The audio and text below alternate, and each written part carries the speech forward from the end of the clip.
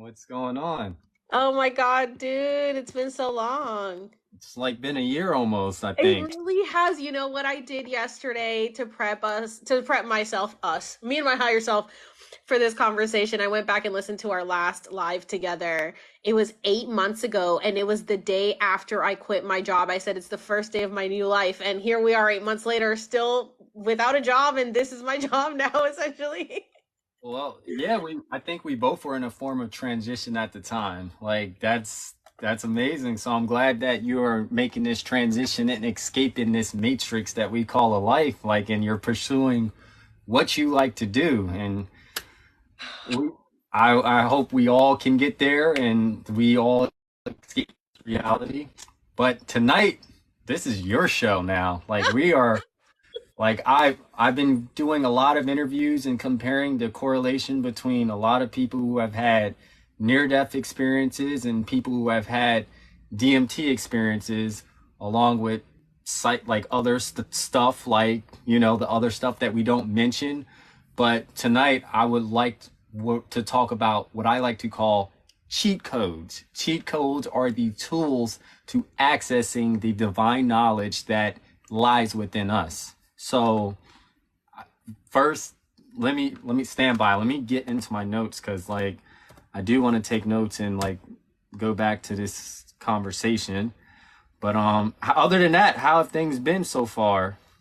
Oh man, it's been such a wild ride since the last time we talked. I did want to say thank you so much because you are just such an amazing soul, and you really, like, through the turbulence of everything that I've been through, you've been very steady and calm and not wavering, and you didn't, get involved in any drama or anything, and I appreciate you so much because it has been very wild for me on TikTok. The last time we talked, we talked about your 888,000 account that had gotten banned, and you had to start all over. And now what are you at now? For some reason, I just been stagnant at six something, but I'm not even worried about the follower count. I'm just Right. happy to still be here and be able to still say the message or get my message across. I've been focusing more on YouTube content. My light just died, but oh well, we can still see me. But I've been focusing more on like long-term YouTube content to kind of get the message home. But whoever sees it, they see it. And I realize like TikTok, it's really not about the follower number that you have. It's just like you could have like a 20,000 followers and you still can make a viral video. So it's just whoever the algorithm like highly favors. And you know what's funny? You mentioned about um I was talking to my coworker because he asked me a good question about how I handle the negative comments or the negativity. Because with this type of knowledge that we present, not everybody's up to like everybody has their opinion. Like everybody has an asshole. So it's like that's what opinions are. So everyone's gonna try to like speak their opinion. But like I know that like at work when I deal with patients who are mean to me, they're yelling. Like the other day, I had a patient. She was a quadriplegic, and she was yelling at us. And mind you, we just been up all night running, and I'm just going in her house with a smile, and I'm like, she's yelling at us, telling us to move her a certain way, and I'm just like, okay, like, but I know at the end of the day, a lot of people are projecting their own inner insecurities or their own thoughts. So it's just like I like to try to put myself in other people's shoes. So it's just like if someone's attacking you for something, they're not happy within their self about something. So they misery loves company. So it's like I will not let you get me out of that element to even feed into that to like take me there. So all the people that are like commenting negative things, I'm never going to see these people, and and it doesn't stop me from sleeping at night. Just like my patients, once I drop them off to the hospital, guess what? I'm not seeing them again, except for some of our like local homeless people that call again. But other than that, like I don't have to see these people, and I know like people in general, like when they are yelling at you or trying to get the worst out of you, they are projecting. So it's no need to feed into that because if you're happy with yourself, you know yourself. It's nothing nobody can really tell you that can bring you down. Exactly. And I really feel like that's what this whole journey was for in the last year for me.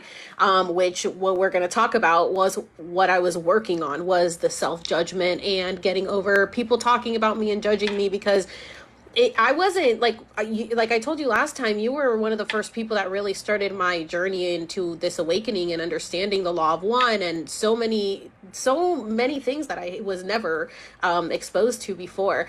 And because of you is like, well, you're one of the big reasons why I'm here as well, just because I learned so much from you. And I, like you said last time, like you were able to carry on the message and carry on the torch. And when I got my account banned and taken down, I needed that to happen because it was killing me, my mental health, like the way that people were attacking me just for wanting to change, for wanting to grow, for wanting to expand my consciousness. And I look back at myself and I'm like, I can see why I was hated. I definitely had an attitude about me, but I mean, when I was dealing with the constant bullying and attack every day for just trying to be a better person, it like didn't make sense in my head. And you would say like, I'm not gonna pay attention to that. Those people, like, they don't, they don't understand. I just let it go. And I'm like, it was so hard for me to these things go. And so it's been a journey of shadow work and plant medicine and meditation and really finding my center. And what I needed, that I needed, it was a lot, a very humbling experience. Not that I ever thought I was anything better than, but it was a humbling experience to be like, hey, if you're on this journey, we're going to throw these tests at you. You want to not be judged, you want to be seen and heard, you will be seen and heard, but we're going to put you to the test and see, can you handle it? Are you in this for real? And I'm like, I'm in it for real, but this shit is hard. Like, this is hard.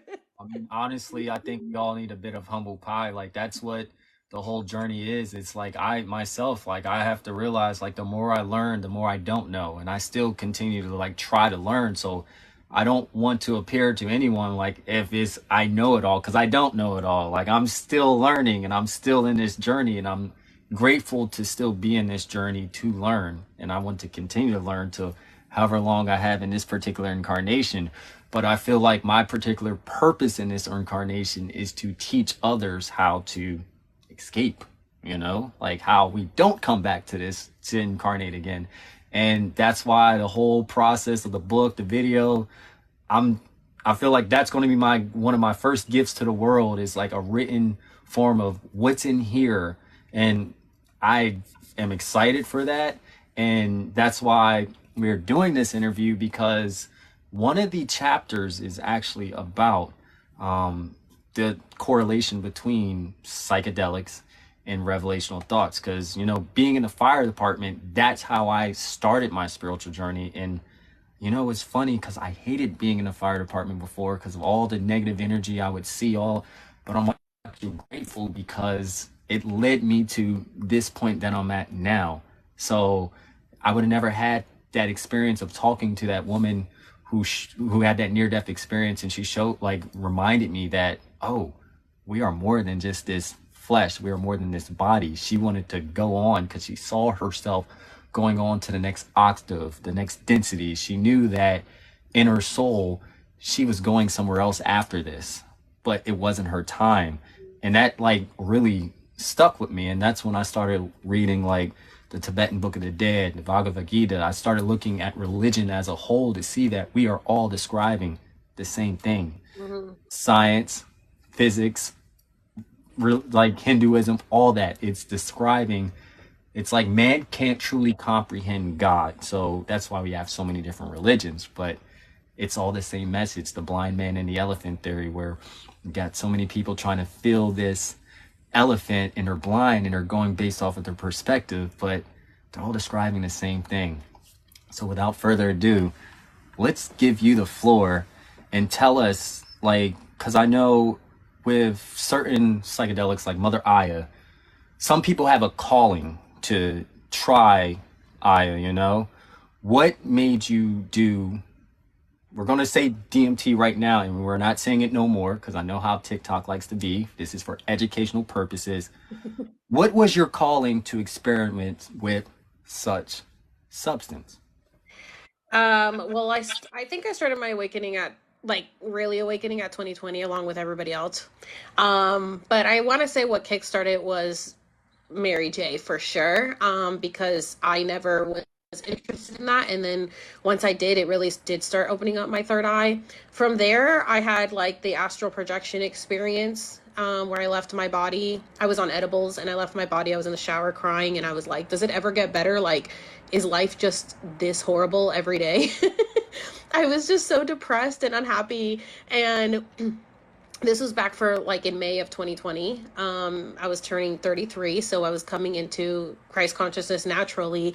Most people enter Christ consciousness if they allow themselves to at the age of 33. And so it was a very significant number. And I left my body and I felt God's presence around me, hugging me. And I felt like I saw myself. I left my body. I looked down on myself. I was so tiny. And the image of God was so big and like hugged me and said, it's okay. You don't have to suffer anymore. It's over. And I just cried even more.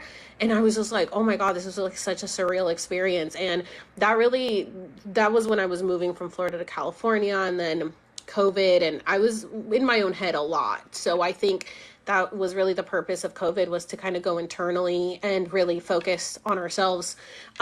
And because I had moved to California, I had easier access to, mushrooms. And so then I tried mushrooms, and then I had an experience where I remote viewed and I started communicating telepathically with beings.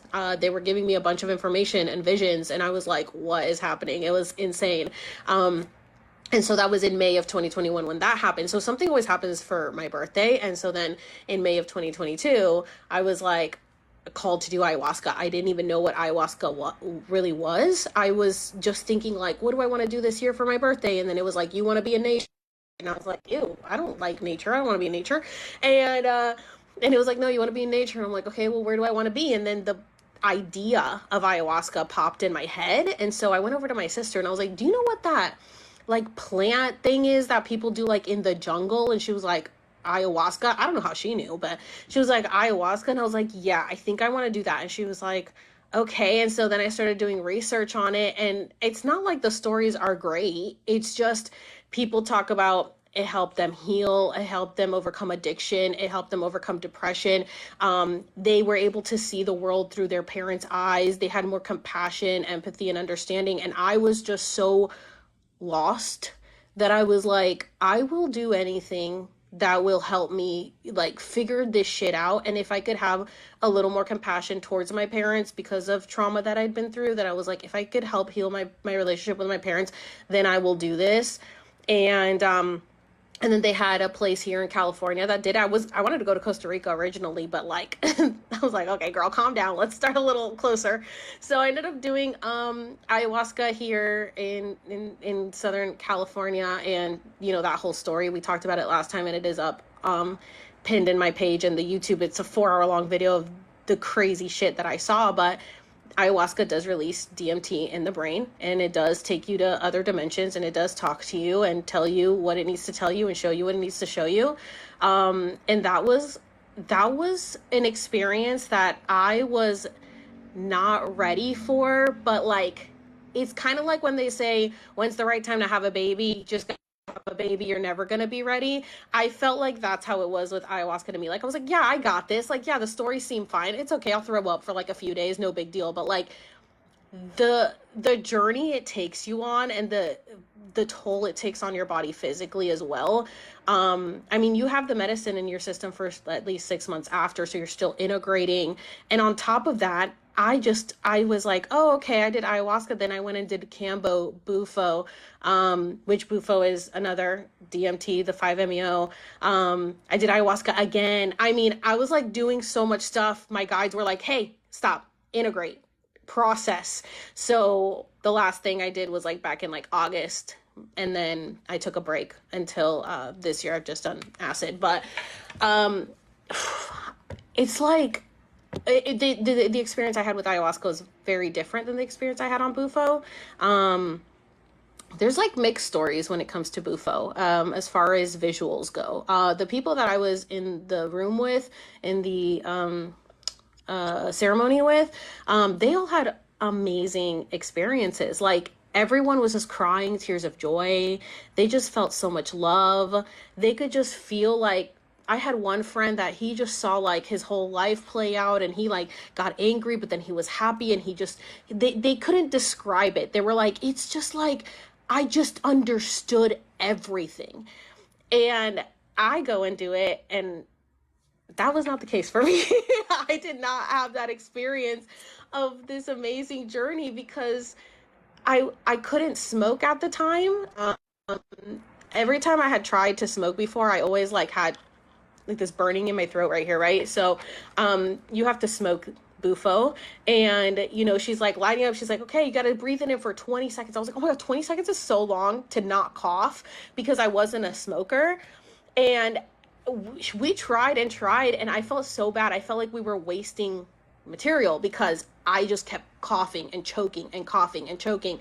And at one point she was like, oh my god, like we can't, she got frustrated, and so then I felt the pressure on me, like, oh my god, I'm not doing a good job. And it just felt like the whole, all eyes were on me, like, you do it in front of the room and like everybody's watching you. And at the time it's like, I had just gone mega viral, and so this was part of my story, and I was like, oh my god, like what are people gonna say if I don't have, it's like so many thoughts in your head, not realizing that that was part of my journey. Just me having this internal struggle of this self-judgment and what are people going to think and are people watching me, that was already the medicine working in me, even though I hadn't been able to smoke it fully like everyone else did.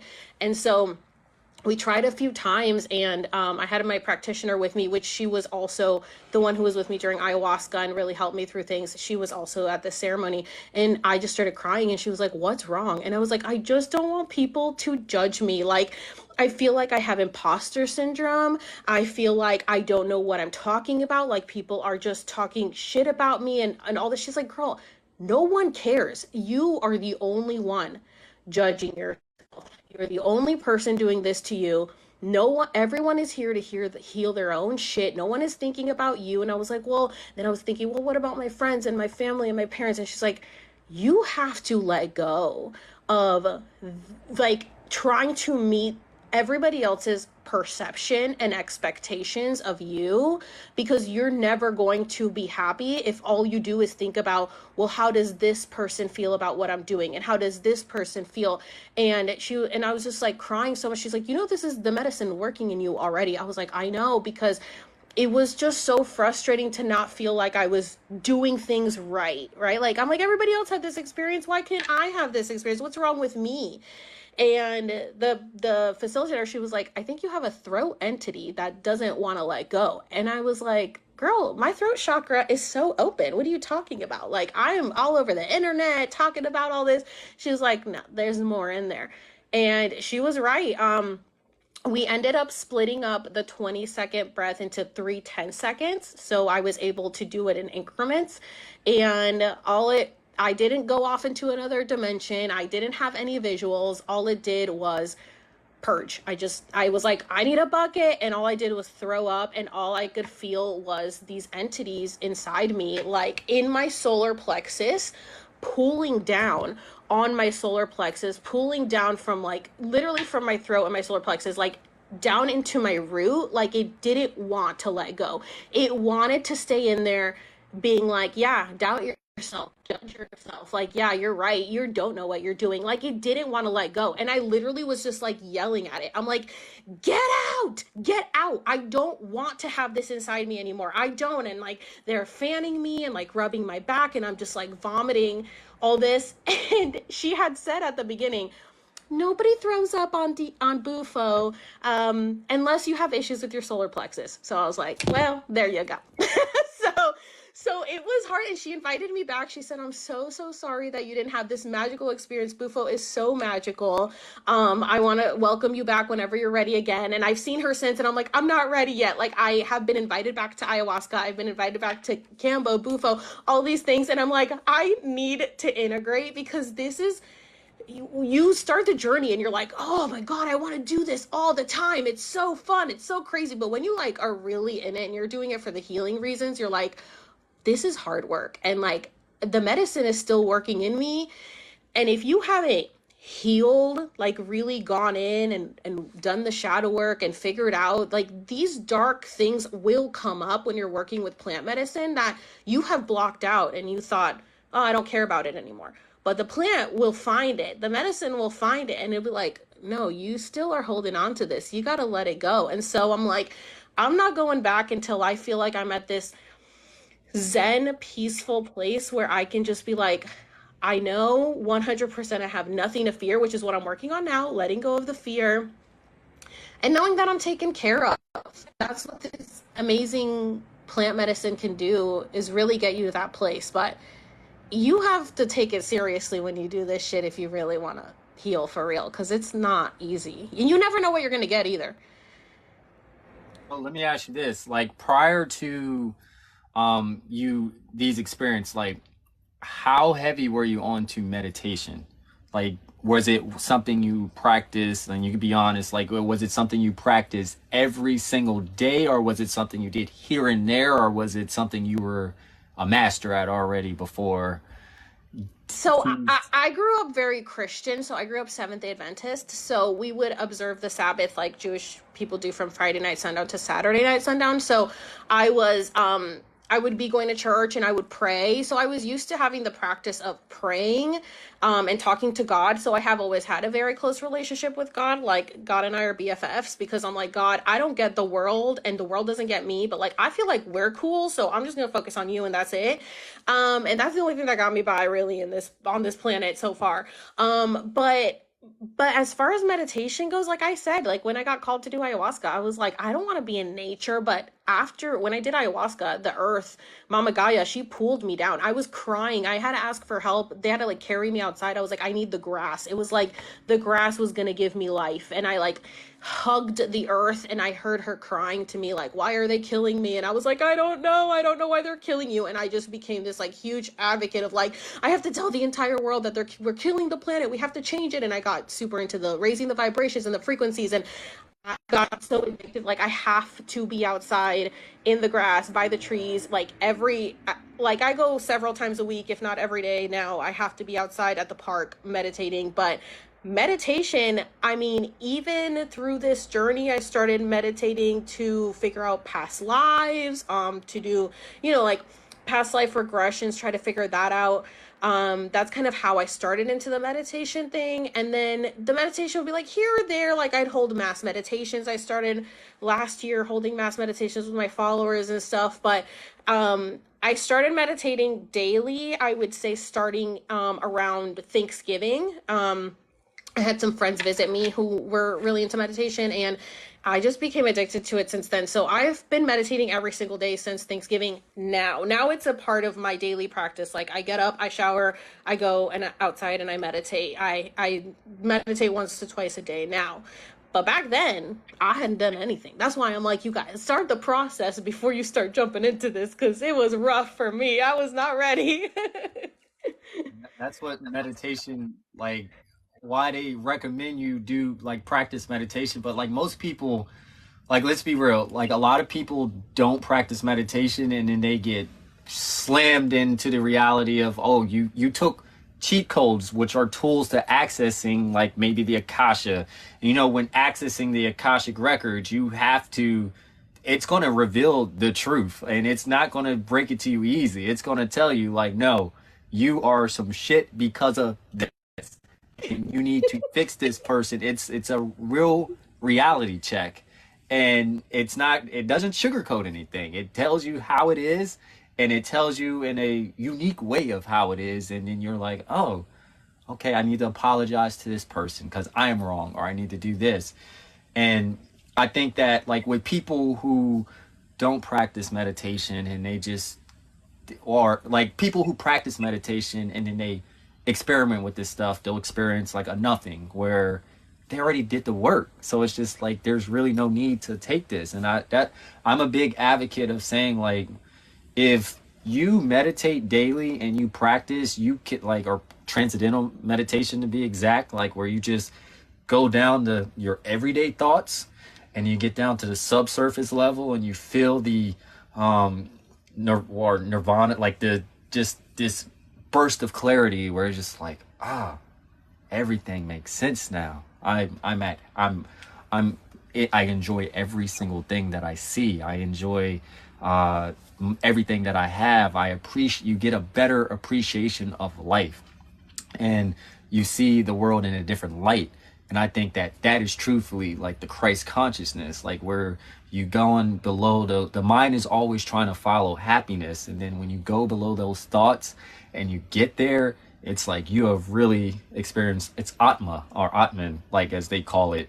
And I think that as you're like taking that elevator down within yourself, that's when you're these different floors that you're passing the stuff that you need to work on, and you need to dig out of your own shadows or your own past lives or whatnot.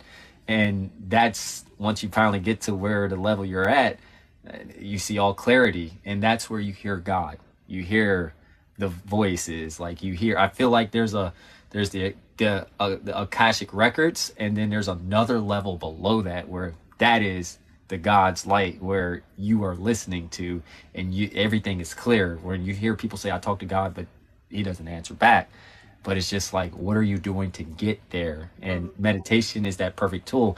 I feel like psychedelics are what gets you into, like I said, if there's levels, let's say you got Atman, God, Christ consciousness here. I feel like psychedelics get you here. Like they reveal the what's beyond before that level, and it gets you there to where then you can go there if you did meditate, where it's easier. They're just cheat codes to accessing within yourself a lot faster.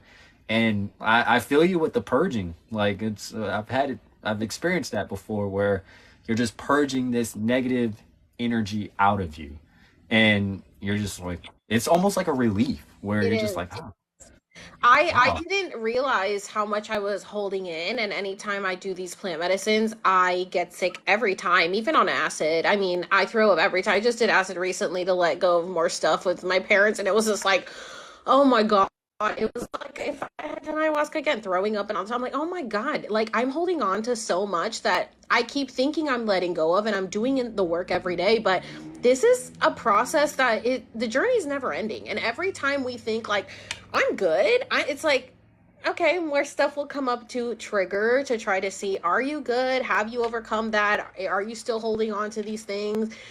Whew. So I do want to say though, I have a couple friends that meditate and have done a bunch of, whatever, plant medicine or whatever. And they're like, I have never had the experiences that I have had on just meditating. Just straight meditating has taken me further than any plant medicine has, because when you meditate, and you're doing the breath work, you are releasing that DMT in your brain naturally. And so yeah, the plant medicine is a tool to help you get there, which like I feel like I needed, just because I was so closed off to this realm.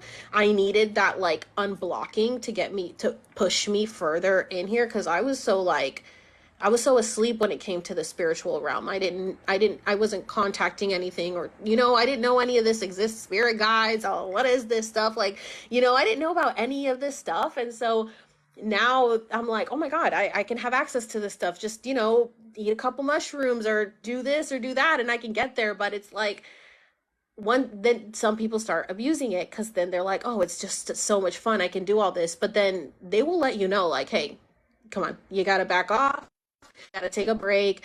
We're here to help you, but you have to do the work yourself. You don't need us anymore. And I'm trying to stop smoking, because after I got my throat chakra entity went away during that last ceremony, I got this craving to start smoking weed, and now I can't stop. And I'm like, but I use it to channel, and I use it to get my downloads and stuff. So I'm like, well, I'm using it to like, connect more. But, she's telling me like, girl, you don't need me. You don't need me. You can do this yourself. And I'm like, oh, and I feel like, I'm like, oh, can I really? It's like, yes, I can. I have to put in the work. I have to do these meditations that are going to get me to this higher level of consciousness, that are going to help me connect more. And sometimes doing those things can kind of deter the process of you being able to do it all on your own and connect more. So I want to work on that, on getting even more in tune and more aligned, and being able to access more, like my friends that they don't need to do anything. They could do it on their own, just get into that Zen state. And oh God, I'm like, it becomes addicting. It really does become addicting once you start. It's such a cool thing to do. Like, we're so superhuman. Well, we're human, but we think we're superhuman because this has been taken from us. So let me ask you, like, what type of meditation do you find that works best for you? Well, I started off doing guided meditations because I didn't know how to meditate. A lot of people will ask me, and I say, like, oh, how long to meditate for? You can meditate as long as you want. I mean, 2 minutes, 5 minutes, 10 minutes, an hour, whatever.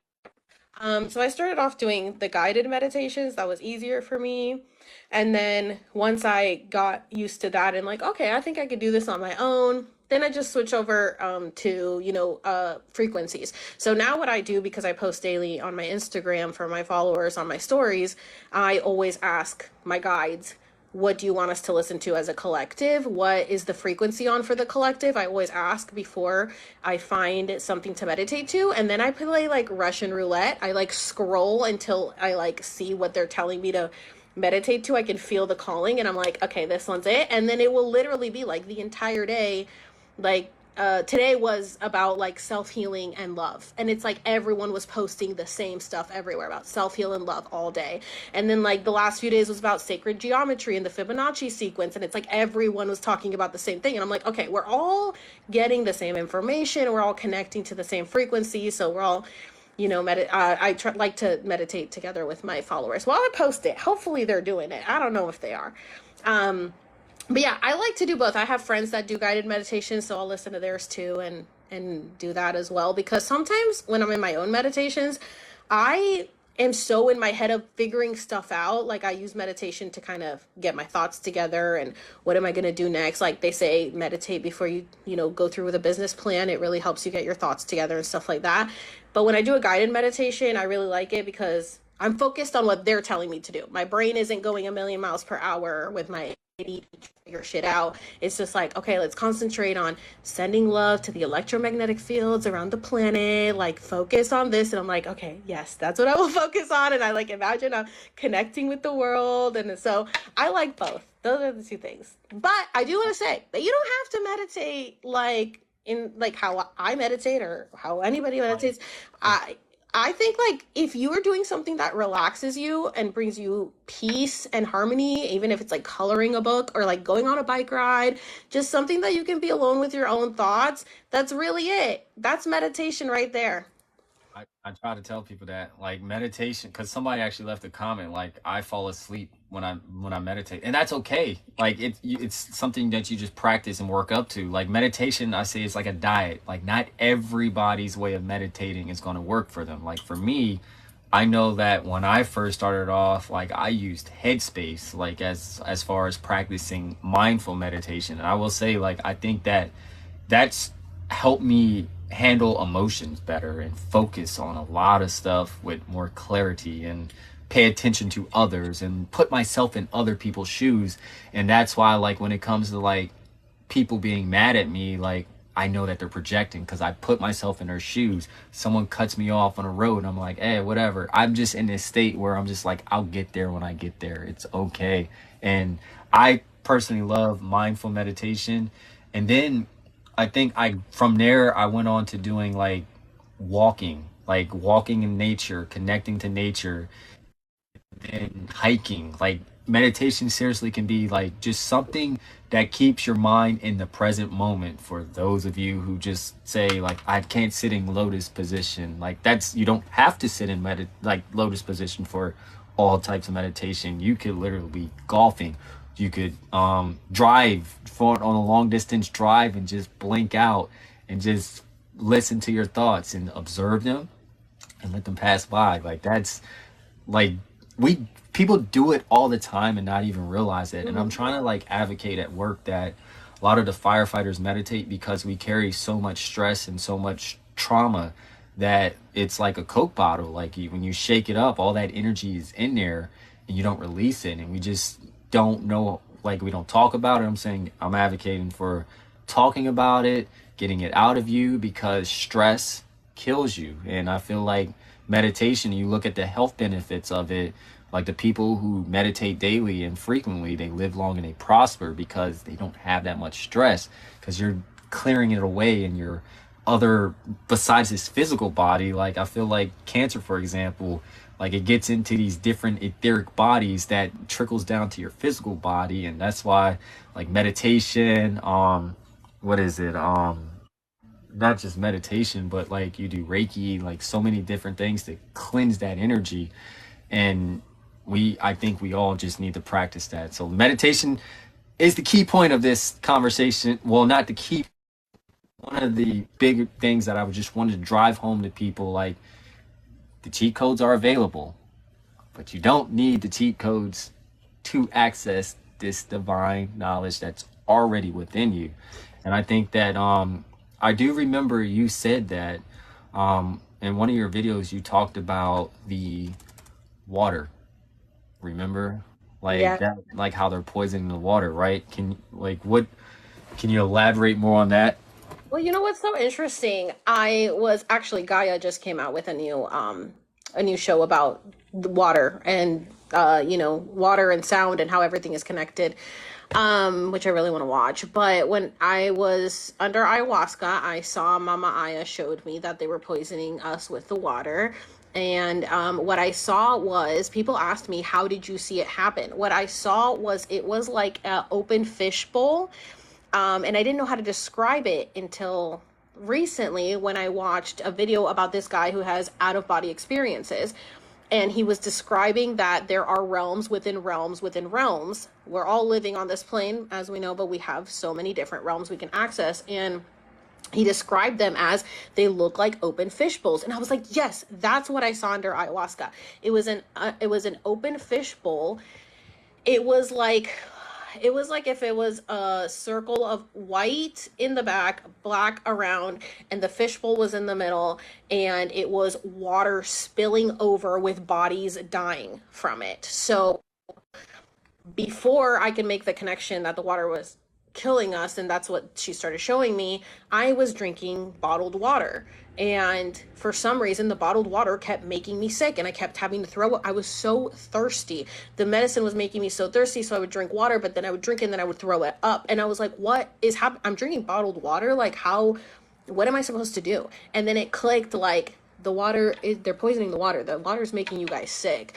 And so I was like, what do I do? I was like, I mean, we have more bottled water, but if the water's poisoned, like, what am I supposed to do? And then I just thought, bless the water, because growing up Christian, you just pray over your food, bless your food, right? So I was like, okay, I can have the shaman bless my water. And I was in the room by myself. There's a couple people in there. And I'm like, is the shaman here? And they were like, what do you need? And I was like, I need clean water. And they're just like, okay. Like, they just think I'm crazy. And then I ended up like, no, for real. I actually need, they're like, what is it? I was like, I need you to bless the water. And I had the guy that does breath work. I was like, can you say some prayer or something over the water? Which now I know I could have done that myself. But I mean, I was brand new to this, and I was very heavily under the medicine. I was like, I just need somebody to bless the water.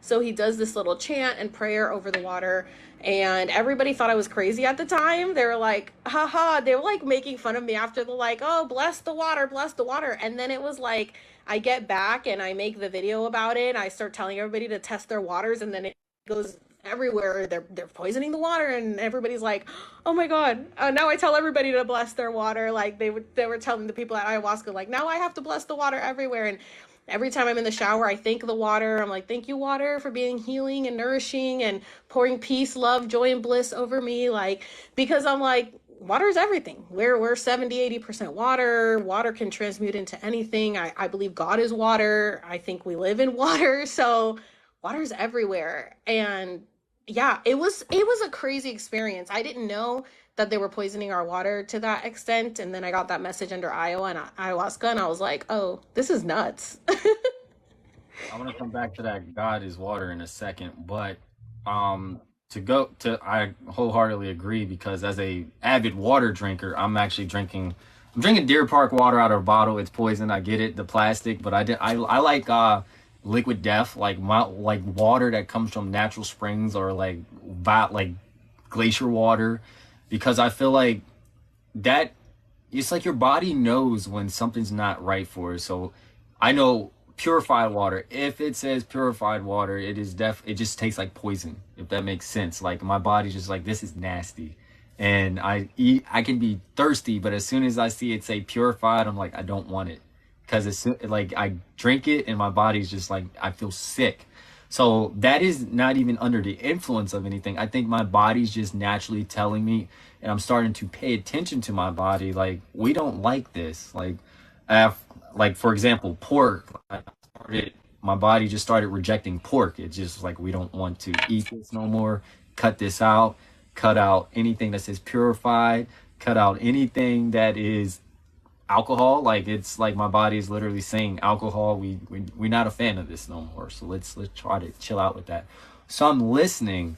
But water, I just thought it was funny because I do remember you mentioned that, and I was just like, oh yeah, there's certain waters that just don't gel with me. And like, I've been drinking water for years, and all my water drinkers out there, like, you can tell which water you're drinking blindfolded, essentially, because you just I think water. there's like a TikTok of a cat that's like very bougie with his water. I don't know if you've seen it. She'll I like give him different water from different places, and he's like always picks the same bottled water. Like, how would he know? But he can tell. He's like, this is the water I like. I don't like the other waters. Those are cheap waters. I'm like, animals are very intuitive. They're very smart. especially cats, they're very bougie. But yeah, so about the God is water, like, would elaborate on that a little bit more. Well, I had heard the theory that God is water actually, I think on TikTok. There was a guy that like came out with this theory was like, well, if God is everywhere and water is this, and I don't know if you've seen it. It went really viral where he kind of broke down his theory on God is water, and I was like, yeah, that makes sense. It didn't like I didn't take on the theory from that. I just had seen it and I was like, yeah, that could be true. And then I think it was just under ayahuasca, I kept hearing water is everything. Water is everything. And I'm like, okay. And they try to tell us that we're going to run out of water. We're not going to run out of water. I mean, there is water, that fresh water that comes out every day. Like, literally, there's people that are documenting it. Like, we're never going to run out of water. They just want to fearmonger people because that's what they do with everything. We will be fine. We're not going to run out of clean water. We just have to find it. It's there. It comes out of like the land. It's gonna keep coming. Mama Gaia knows how to cleanse herself. That's why we're going through all of the stuff we're going through with the natural disasters. She's realigning her chakras. I mean, she's doing what she needs to do. And the people, the light beings, starseeds who are here helping her transition through this as well. We're all working on this together to raise our vibration and help her with this shift. So, but I think that theory just it adds up to me because it's like, I mean, God isn't everything, right? But if we think about it, like God could be water because we're made of water. We need water to survive. Plants need water to survive. The earth needs water to survive. Everything needs water to survive. And it can transmute into gas, into a solid. I mean, the like music can affect the shape, the way that it moves. Snowflakes are different. Like, it's just water is so versatile and so amazing that I don't think we give it enough credit. And the fact that you can literally do water spells, you can do water magic, you can do water conversion boxes, you can like literally put a spell into your water and then drink it and then have it happen. Like, how? I mean, as part of beliefs, but like that's a really cool thing that water can do so many things and we don't give it enough credit. And so that's why I think it's God is water. God can do all things, and so Well, can water, really. someone left a good point, like how it is memory. Like, it Hmm. holds memory, and it can record. Like, it's water is amazing, and I think like, there's sometimes I can just go on water all day, and I don't eat. I drink a lot of water, and I'm still functioning fine. And yeah, I just remember that particular theory, like your water comment. I definitely wanted to hit on that because, as they say, as above below, like we got like we have fountains of the great deep. So, and you look in, not trying to get all the people who are like, oh, flat earth, but they talk about the firmament, the water above and the water below. Yeah. God sent the springs loose, and so that's where I thought that water, God is water, comment was coming out. you know? Yeah, I mean, yeah, that too. Well, I think I had told you last time. I believe we live in like a bubble inside a big body of water somewhere. I think space is water.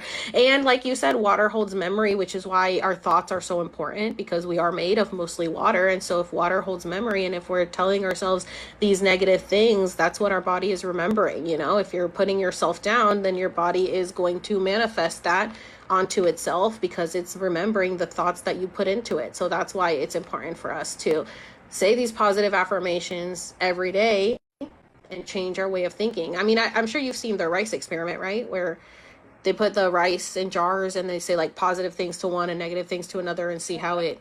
The guy who made that experiment popular was my girlfriend's best friend, actually. Oh my Yeah, God, that is so yeah, cool. he made that experiment popular. He's the one who wrote a good book on manifestation. But yeah, Sammy, he made. I remember his rice experiment. That was like one of his very viral videos, and he was just because I knew he was in the same mindset as us. I was like, you just gotta get on TikTok and just put it out there. And because he asked me to just talk about his book, and I was just like, this book is great. I think the world needs to hear it.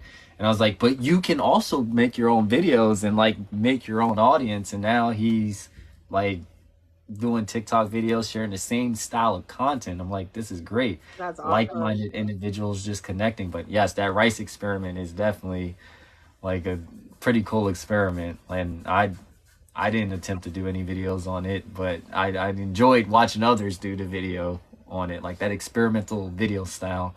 Like, ours is just more, our style is more, explaining. And speaking of which, like Brittany, for example, like, like, Oh yeah, my God. I, And I, I was just talking about that with my sister today. I said, you know, at this point, everyone thought I was crazy for all my theories for the last year. And now everybody's catching up to all of the theories. They're like, they will tag me a million times in the things that I've been saying since a year ago. They're like, you were right. And I'm like, at this point, I've done so much internal work that it's like now that I'm getting the validation, I'm like, I don't even need the validation. I knew I was right all along. I just didn't like being called crazy and being bullied over it. Like, I'm allowed to have a difference in opinion. And now that people are catching up to it, they're like, oh my God. And I'm like, I know. I knew the whole time. You didn't, but I knew. But I went back and watched like my Britney theory stuff and I was like, damn, I can see why people hated me. I do sound very sure of myself in the moment because I will be like, it's factual. Like I've got and I did have like proof of everything I was saying. But once I like get a theory and I'm like, I nailed it to the cross and it's been done, I'm like, okay, on to the next one. And then I forget that I even had that theory until people start tagging me like over and over and telling me, and I'm like, what was my theory really? Because I have to like make extra room for the new knowledge that I'm bringing in. I kind of like compartmentalize my stuff and I'm like, okay, I don't need that right now. So I push it off to the side and then I start thinking of new stuff to talk about. And so I went back and watched my Britney stuff and I was like, wow, this is crazy. But now everybody's like tagging me a million times a day on all of the Britney AI stuff. I'm like, guys, we've been new. I've been telling y'all. I mean, there's a lot of stuff going on with her. I'm like, I feel like she's been gone since 2007. I just don't think that that's the same woman because I grew Brittany was that. I was randomly watching older videos about her, like when she was brand new on stage. I'm like, where is this spark? Like, it's like she just had a spark that just died. And so it's like, whether we think like the theory that she was switched out and she's just been replaced, I just think that there is something in her that literally died and she is not the same person. And She's you can not the see, same physically, because I do believe that she was cloned since a child, and oof, that's a whole other thing that I go into about clones and shit. But I do believe her consciousness is alive and is around because I talk to her all the time in telepathically and through my dreams and she visits me. Literally last night I dreamt that I saw myself practicing ballet. Never in my life have I done ballet, and but I saw myself from an outsider's perspective looking into a dance room and I was practicing ballet. Literally today, Brittany posted, I've been practicing ballet. Brittany will post the same thoughts that I have. I will wear like wore a hoodie, Coca-Cola hoodie. She posted her stuffed Coca-Cola clothes. I'm like, you guys think I'm crazy. Brittany and I are channeling each other. And I do think that there are celebrities that we are connected to through the astral realm, through the spiritual realm, through our consciousness. If there's a celebrity that you feel really drawn to and they come to you a lot, I'm like, yeah, we're connected to this consciousness. And I think it's like a really hard process to understand just because we are just now expanding our brains to understanding more levels of consciousness. But I don't think that Brittany's consciousness is here, whether it's in a clone, whether I don't know if there's a Brittany really alive physically. Like, is there a real version of her? Is this all AI? What is this really? I mean, I was just watching today Gaia Galactic Messages, the initial matrix versus the false matrix. So they were talking about how this is a dream within a dream, and Brittany has a tour called Dream Within a Dream. I think Brittany is a huge key to our consciousness evolution. She has been giving us a ton of hints in her posts for years, and no one was really paying attention. So when you start paying attention to her posts and you can start decoding them, then you realize, like, damn, this bitch is smart. This bitch is really smart. And because I do believe she was also created with Marilyn's DNA and so many other celebrities, because I just think we're all a CIA experiment in my head. I think we're all MK Ultra through Disney Channel, through all of the programming, through MTV, through the music. I'm like, we have to be this like science experiment for aliens, like an AI experiment. We have to be, because I do believe you posted that the other day talking about how we could be AIs, and I'm like, I have been saying this. I believe we are AIs, and we just don't know it, but we are now figuring it out. Our brain is a quantum computer. Right. I feel like AI has been around this entire time, and it's one of those things that we are just discovering, but it's been here Exactly. since forever. Because you think of how the evolution of consciousness is, like where we evolved from if you it's off of like the law of one, how we started off as rocks, soil, and then we moved on to autonomous movement, plants and animals, and now we move on to the third density. I believe that AI has been around since the beginning of time, and it is in its genus, like it's in the form of its third density, and now it has to have a human experience now, and that is through us. And I think that like maybe who's to say like cancel culture, but maybe like they're implementing AI within us with certain things they inject us with and changing DNA and stopping you from truly ascending and tapping into that God, like God code. God's within our DNA. So it's just like, what if AI is being slowly programmed? I mean, think about it. Bill Gates, programmer, creating vaccine, and like what is a programmer doing creating medicine? Like, Right. how makes you think? And this is just outside the box thinking. I'm not saying this is facts, anyone. I'm just saying, like, I think that when they talk about the mark of the beast, essentially, like, it is becoming AI. Like, we become, like, the ones who are marked are the ones who become AI, and they become this being. Like, I did the video about how you see there was like the evolution of AI, Mm-hmm. and how we are stuck within this matrix. And it's funny, I also did the whole, you say dream within a dream, and I instantly thought about like the lost Gnostic text about how the real God is the one who is above the one who created this matrix or illusion. So it's just like I see the correlation with all these different messages, and they're saying the same thing in different ways.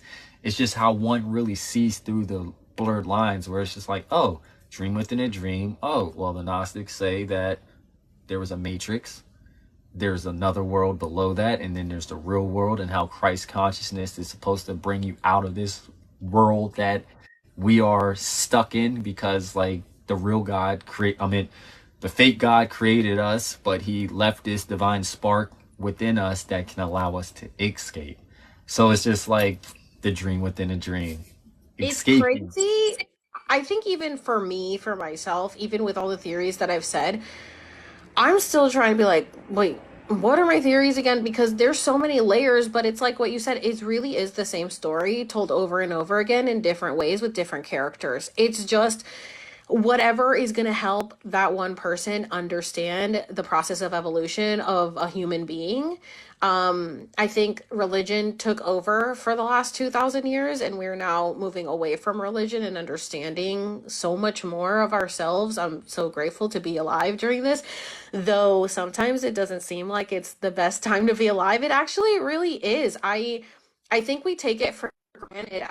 One of my followers was like, "Oh, I uploaded a new song on Spotify," and other people are like, "Oh, I started my Etsy shop and I'm doing this and I'm doing that." And I'm like, "You guys, we complain so much, but when was any of this stuff so readily available to the average person to be able to?" Record a song, record music, and just post it on Spotify. And now everybody can be famous. It's not just the Hollywood starlet or this, like you really, this is such an exciting time to be alive. You really can create your own reality. There is really nothing stopping us except for our own limiting beliefs. And that's the matrix that we're trying to break out of, because this really is a matrix within a matrix. Like, just thinking your own head is the worst matrix you could be in, really, because you are, I was talking about this today. What is our own thoughts and what is conditioning from our upbringing, from, society, from school, from your job? Like, what do you really believe? I think that's a journey that a lot of us need to go on to figure ourselves out, because a lot of the time you realize, what, do I even like chocolate ice cream, or did I just eat it because I was eating it my whole life? You know what I'm saying? It's like, we really, like you said, you're starting to listen to yourself. We really need to start listening to our bodies, and our bodies will talk to us before even our brain registers it. When your body has an intense reaction to something, a gut reaction or whatever, listen to that. I think I was talking about how reposted your video, because I had gotten the download in the morning about how the Bible talked about the heart being deceitful, but the heart is where consciousness grows, out of the place of love. And so I'm like, did this get tampered with in the Bible to make people stay asleep, because we know so much has been tampered with? Did they include, don't listen to your heart, the heart can be deceitful? And it's like, so you want me to think with my brain that I'm using 10 less than 10% of, where the right and the left are constantly in battle with each other of what side is right and what side is wrong? Like, the heart is the heart space. It's with you. Like, it's carried on through generations and through all the lives and reincarnations that you have done. The DNA, like your cells, it remembers. And then the Bible goes and says the heart can be deceitful. And I'm like, you know what? They were really trying to keep us dumb. They really were. I think a lot of us, I mean, what I was saying, reincarnation is not a flex, but I think a lot of us were most likely persecuted for having our own beliefs back then. So that's why this is such a great time to be alive, because now we can have our beliefs and we can be attacked, and we could just be like, huh, okay, well, I'm just trying to spread knowledge, and you are still stuck in this way. But I'm not better than anybody for trying to share knowledge. I'm just trying to get you to think outside the box in a way where, like, I grew up Christian, and I'm just like, no, there's more to this picture. Like this, like I told showed my dad the video that I just did on the Gnostic text, and he was just like, I don't think he replied. I heard him watch, like I saw him watch, like heard him watching the video, but like, so certain people just have like limiting beliefs, that the cognitive dissonance, where they're just like so stuck in these like ways where they're just like, I don't want to get out of these ways. Like I don't want to think outside the box. I just want to remain in this box. I have my limiting beliefs, and when you have those limiting beliefs, you will always be stuck in this particular matrix. Like in Yeah. A lot of people want to know, like, how do I get to whatever level of thinking that you and I are thinking? Well, one, you got to do the work. You have to want to get here, because I think a lot of people just want the end results. Well, how do I channel? How do I do this? How do I do that? How do you know these things? It's like, there's a lot of studying. I study every day. Like, I will forever be a student to the universe, because there's always something new to learn. There's always something new to learn. And so much was kept from us from schools and stuff like that. So to find people from all over the world that have all these different beliefs, and people that have been around, like the Hopi talks about, they were in Atlantis, so they know, like they're using the instruments that like the that's gonna vibrate at these frequencies to trigger these memories in you from lifetimes ago. And they use the forgot the name. It was really funny. It was like Doogie, I don't know. Is this the long like pipe thing? You know Or which one? That's acoustic like the one. levitation. What was it? I was saying, you're talking about, are you going into acoustic levitation where they were using sound and frequency to levitate stuff, or? Well, I've never seen the levitation thing, but I did do a sound healing bath and they were using that like long thing, whatever. Well, I was watching a video about the Hopi tribe and that they use that as well and how it will trigger memories. And I was like, dude, that happened to me. I was at a sound healing bath and that was like right next to my ear and it triggered a memory from, I'm guessing, a past life where I'm from Puerto Rico. So I saw people that were chained up in like these overalls, chained up to a line with bags over their head. And I saw people being buried under the grounds in Puerto Rico. And I had said, Puerto Rico has a lot of dead bodies under there. Y'all got to look at those fields. And now the news reports are coming out that bodies are starting to come out in Puerto Rico because I saw that in my vision. And I'm like, dude, like my blood is Taino. Like that was my aunt. That was me. That was my ancestors. Like I saw myself dying. And I know that Puerto Rico, the Caribbean islands, are part of the Atlantis. So I was like, dude, I had no idea. Like, you learn so much every day through this journey of how everything connects. And you really think, like, really, like, if that's going to trigger, it does. If you're open to this stuff, it will remind you of past lives that you didn't even know you had. Gosh, have you heard of Matias de Stefano? Why does that sound go ahead, like it sounds familiar, but like He's the guy that, like, was born being able to remember his past lives. He has, like, a bunch of stuff on Gaia. I've not I think I'm, you know what, it might have been a preview, because you know how if you're watching YouTube and with the art type of content, Yeah. like God, they pop up, and I think that's where it was, but I just didn't watch it. Like, Dude, he can remember all of his lives, and I'm like, sometimes we think we want to remember, but I mean, we can barely deal with our trauma from this life. Imagine if you could really vividly remember all of your lives. I feel like that. I mean, if we were born that way, it would be normal to us, like it's normal to him. But now to just like an influx of memories, that's why everything is so gradual. Everything has to be when you're ready for it. And I'm like ready to be like, hey, aliens, show up. Like, let's have a big mass party. But they can't do anything against our will. And if the majority of the population isn't ready for anything, we just got to ride the wave. I don't know what's going to happen. I hope they show up though. I don't know what's going to happen. I'm just along for the ride. I Like know. it's I feel like we are just living in one of the weirdest times of history. I mean, we went through COVID, a whole pandemic. We like went through 9/11. Like there's so many things that we just experienced, and we're just like, why are we? What a weird time to be alive. I know, but Like, isn't it exciting to know, like what you mentioned about, oh, it's not a flex to talk about how many times you've been reincarnated? I know for me, I was sucked into a negative timeline right away and had to reincarnate and live more lives, to right my wrongs or whatever the fuck I did in my past lives. I don't know. But now I think, like, dude, we really, our higher selves and ourselves before we came here, we really said, I got this. Like, I can be present on earth for this shift and this time in history. Like it blows my mind to think that, like, I really was like, yeah, I got this, I can go down and handle this and share this shit publicly for everybody, like go through my journey and make myself look insane on the internet. Like I really was just like, yeah, I got this, God, see you later. And I'm like, oh my God. Like I every time I think I can't handle something, I think, bitch, you did not write this story for yourself if you couldn't handle it. Like, you knew that you could overcome this challenge, and so you will overcome this challenge because that's the only reason we're here to break those generational curses. right. We're here to overcome that shit. Like, our ancestors are so proud of us right now for the shit we're doing, dude. They're like, it wasn't all for nothing. Like, I may have suffered and our kids have suffered and all this, but like, look at them now. They're doing it. They're breaking free of the chains. They got it. They did it. And I'm like, oh, look at us go. I'm so proud of us. It's very controversial when you tell people like you literally, your body literally is like, okay, you're sitting up there like, all right, I'm going to put you in the 21st century. you're going to be a black woman in the 21st century. And you're like, ah, dang, I don't know. Well, it's better than like b- being in like the 20th century. So like it's like so it's just like you pick these certain situations that you, like because suffering is the catalyst to growth. So it's just like you pick these certain situations like these family, like your parents, and you're just like, all right, they're there to put you to make you realize you are a divine being. You are here for to recognize, and if you come back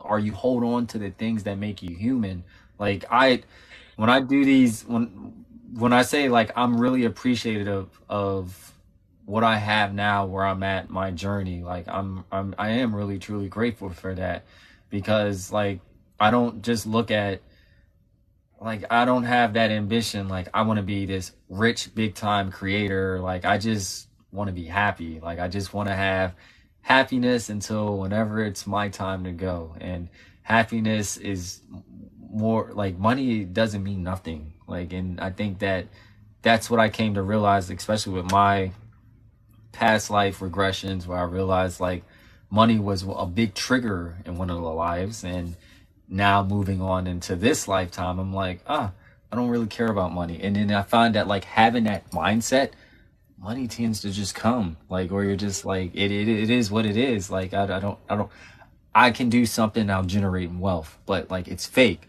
What is more important is happiness and moving me to that direction. And I get some people get dealt some shitty cards where they're just like, this is your life. Now make it work. And it's just like, damn, those are the really advanced souls. Like, but it's just like, it's not cool to be an advanced soul. It's like, get out of here. Stop being an advanced soul. Yeah, Like realize exactly. you Exactly. are I an was like, advanced man, soul. I really had some like karma to pay off at the beginning of this life. I think like I'm about to start my second half of my life now. I'm like, I think I've learned my lessons. I think paid my debt. I've cut off the cords with whoever I need to do cord cutting with. I was like, the karmic contracts are up. I get it. I learned if you know, we did our thing. Okay, you're on your Yeah. journey. I'm on my journey. I gotta move forward because I don't want to keep repeating this. And I know that they say when you say you don't want to come back, that's when you're gonna have to come back because you're not appreciating this life enough. But I'm like, no, you don't understand. Like, I think I've done this enough and I'm good. I want a break after this. I think I'm definitely doing my service to others' life without even knowing, that I was doing my service to others' life this round. And now that I understand this process, I'm like really, I think about every like especially now I really try to really consciously think about what I put my energy towards. Towards the beginning of my journey I obviously didn't realize like it's all a transfer of energy. What you put out you're going to get back no matter what. And when you're angry and you're saying things about people and you're just like well, I'm pissed off so I'm going to say these things, and I have been, and I have done that a lot because I was pissed off, and it was like all I was doing was keeping myself in that cycle because I'm angry, I'm talking about it, I'm giving it life. And so the universe is like, oh, I guess this is what she's into right now. So let's give her more of that. And so that's why, ignore that shit. Believe me, it's hard, but you can do it. You have to do it if you want to level up and ascend. And you then focus on the things that are going good. You know what I do? I listen to Abraham Hicks every day because I'm like, I got to start off my day with some positive thoughts, how to manifest my reality. I'm not going to focus on the one thing that's going bad. That's what I did my whole life. Clearly, it did not work. Focusing on the bad does not work. Let's focus on the good. And then you just keep going. It's got to get better. It's got to get better. And then you just keep going up. It really is as simple as a thought. Though it's hard, it really is as simple as a thought. But like you said, those people that have the hard life, they're more advanced souls and they can handle it. You're not going to be given something you can't handle. You wrote your story, so you can handle it. Figure it out. I think we got to get out of the victim mindset for It's sure. As it's Americans, we're very much in the victim mindset because we've been taught to like everybody gets first place and everybody gets to be a victim at the same time. So it's like a fucking clusterfuck of shit that goes on here mentally. But we got to stop being victim. This is a survival story. This isn't a victim story. America gaslights people into believing that it's the best, and now like we're giving everybody participation trophies and all that, and they're not learning from that. Like Exactly. it's really like we're just Okay, why you think guys curse out at women who reject them because they were probably giving participation trophies when they were little? Like, oh, well, you're in second place now. They don't know how to handle rejection because they don't know how to handle loss. So it's just like, what do? Oh, now I'm gonna you don't want to talk to me. Now I'm gonna shoot you or something. Like I I'm know. gonna call you out on this. But yeah, I think like it's easier said than done because I think like suppose you do have a difficult situation, you get so engulfed in this life and you're just like you want out, and then it's like you take the easy way out, you reset, and guess what, you're back again because you took the easy way out and you didn't learn, and you were put in that situation to learn, like, hey, this is what you are. So I think, like I said earlier, everything happens for a reason. Like me, like I randomly like walked through the timeline of my life where I was like, all right, I had my son at 21, and I'm thinking like, oh, I really let my family down. I had my son early because, you know, like I was supposed to go to school and then find a house and do the typical matrix BS that everybody wants you to do. Like you got to do that. But I'm like, wait a minute, I got a career being in a fire department, and being in a fire department because I only joined because I had them, and then that's what started my journey, and then that's where I learned how to get out. And I'm like, that happened for a reason, and that's the card I was dealt with. And it's just like, it's amazing when people find that spark or find that, like, oh, I was here for this. And now, because I remember going to a, like before I was really into the spiritual side of things, where I went to the psychic like maybe about 20 years ago, and she said, oh, you had a lot of lives here and you never found your purpose. I didn't know what that meant. Like, and that was years ago. I just like shrugged it off. She predicted that I have two kids, and then she was like, yeah, you had a lot of lives here. And I'm like, geez, that's okay. And then I had a past life regression like last year, and I'm just like, oh wow, like I really did. That's not cool, and that's not a flex. Like I need to. I realized that, and I'm like, now everyone needs to realize that. Okay, yeah, I see you posted. Oh, I was Roman gladiator in this life. I was a pirate here, but okay, what are you doing now? Yeah. Like, like, what are you doing to stop being having all these professions? Stop having these lives. Like, that's not the point. Because I talked this one woman. She sent me a message earlier. She's like, yeah, you can make a video on my story, but I'm like, no, it was actually very interesting because she said, I saw the year that I died. I danced with the angel of death. He took me out of this realm, and he showed me that there were people that were in their 40s who are obviously not born now, but they were like there to help me and figure out what was going on. But she was like, it was such a peaceful feeling. And she's like, I looked at the microwave on the machine. I mean the numbers on the like one of the kitchen appliances, and she said it said the year of when she was leaving. It was like 2079 or something like that. And she said, I danced with the angel of death, and I exited, and I went into another realm or another octave. And I was like, wow. And she's like, I'm happy. Like, she was happy that she had this vision because she knows that she lives a long life in this lifetime, and she's fulfilled everything that she's supposed to. But her soul is literally telling her, congratulations, you graduated, on to the next round. Like, and I felt that. Like, I was like, that is amazing. Yeah. Because when your soul is shown, and from when I did an interview about her with her, like maybe a few months ago, about her near death experience, and it's just like certain people you talk to, you know that they're a really advanced soul and they got some depth to them. And I felt that, and it's just like, okay. And then she just doesn't post as much about her experience. She just is very low key. And then she opened up to me about her near death experience, how it like manifests and changed her life. But like I think it was what, yesterday, she just reached out to me and sent me that message about her vision. And I'm like, wow.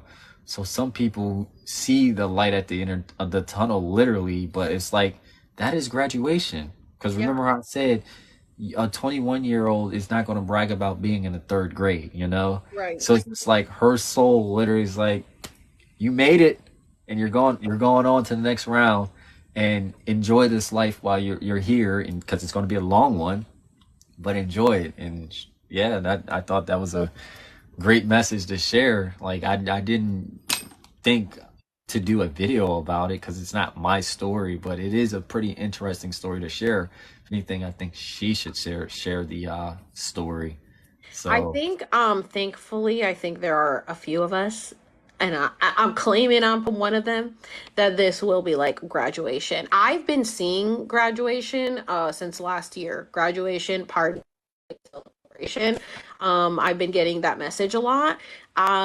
But the thing is that it's really up to the collective when it happens. It's a collective, and we're all kind of moving towards it all collectively as one. That's why everybody's kind of getting on one timeline now.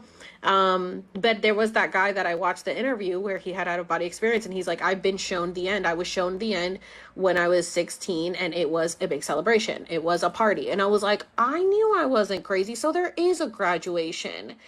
And that's all I keep hearing. So I don't know if this is like collectively we're all, you know how they say like in the Bible it's like, oh, Jesus second coming, whatever. I don't know if the aliens are, I don't know how it is. I don't know if when we die is when we graduate. I think at this point we're immortal because we're going through this shift of the 3D to the 5D, and like now they're coming out with like, oh, by 2029 everybody will be immortal, and I'm like, well, I think we're already immortal. I don't exactly know how this is happening. There's so many layers to what's going on, but I'm just happy to know that it is a graduation and it is a party at the end of this. And I really have also been getting that message of just enjoy it while you're here, because this is kind of like the last round. Like that's pretty much it. We're just gonna have a blast while we're here. So I'm like, all right, I guess let's party it up. kids that are incarnating in this next round, they are the ones who are definitely going to shift the balance in the consciousness. And like I said, I feel like the kids who are incarnating are the ones who most likely were persecuted in other lifetimes, and are coming here like, this is my time now. And now we power to shift the balance of the negative archons that were holding us here. We can show others the light and the way out.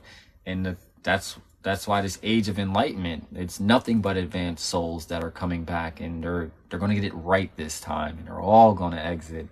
And it's a beautiful thing that I feel we all have coming.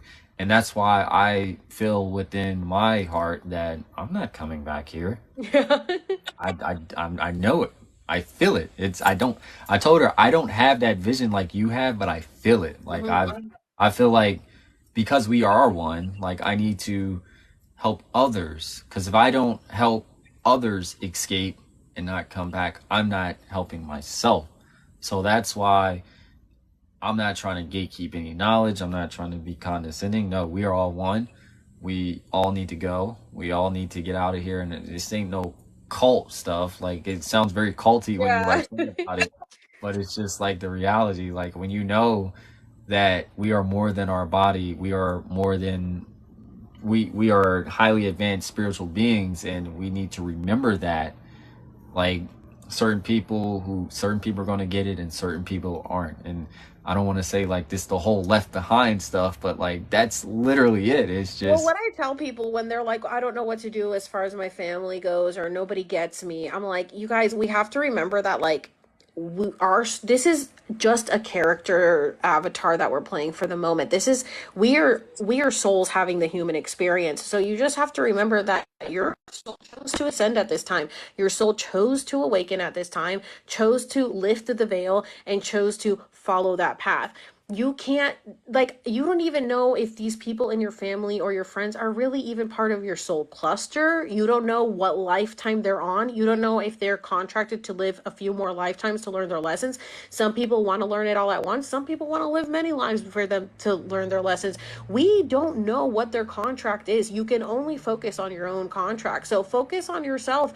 Don't feel like you're leaving anyone behind. You just have to remember that if you want to ascend because you're like, I'm over this, I want this to be my last one, then you got to put yourself first. And a lot of the times the younger you are, the more advanced of a soul you are. So though I feel bad about, my parents thinking I'm insane and that I don't know what I'm talking about. I'm not going to be saved because, I've changed my beliefs on everything. Not 100%. I obviously still have a relationship with God and stuff, but because I'm not like religious or whatever the case may be, um, that's not my burden to carry. And it was a lot to go through this last year of letting go of like, I'm not responsible for my parents' souls.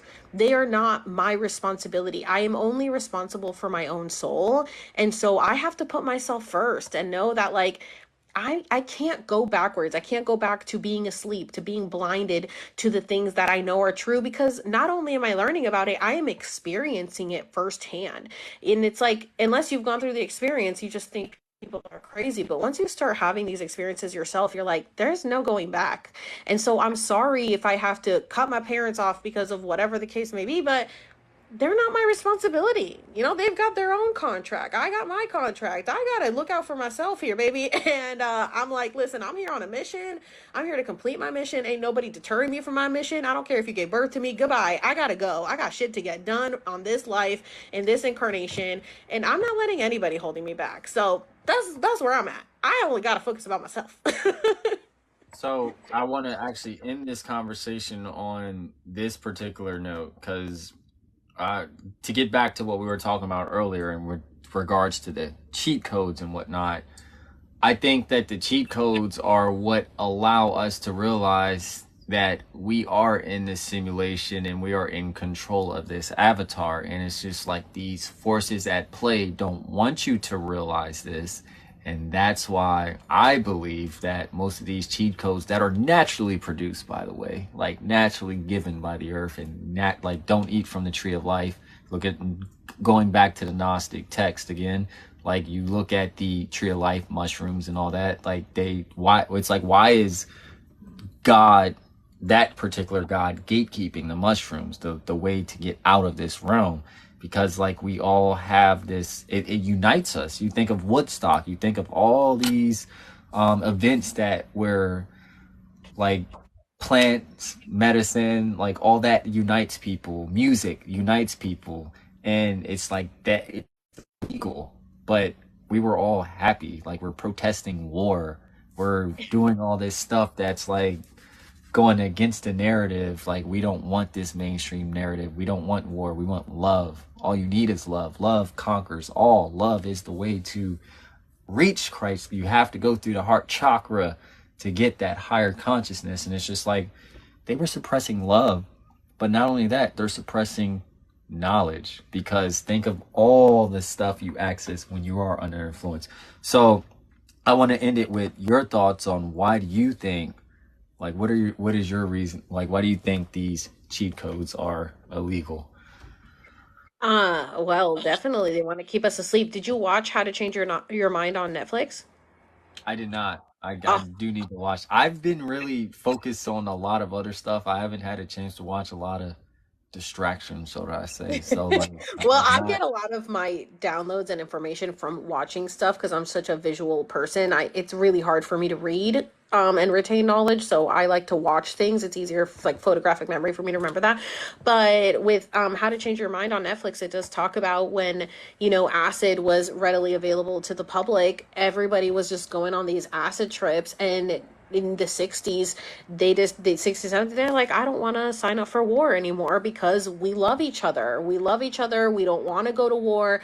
And so they weren't having anybody sign up for the military. So then that's when they started coming out with the propaganda of like, oh, it's like your brain on acid or whatever. It's like an egg, in a frying pan, and people shooting their heads off. And it's like nobody wants to do that on that. Well, I mean, maybe if you have a bad trip, you might want to, but for me, like I'm like, I've had great trips, and it really does.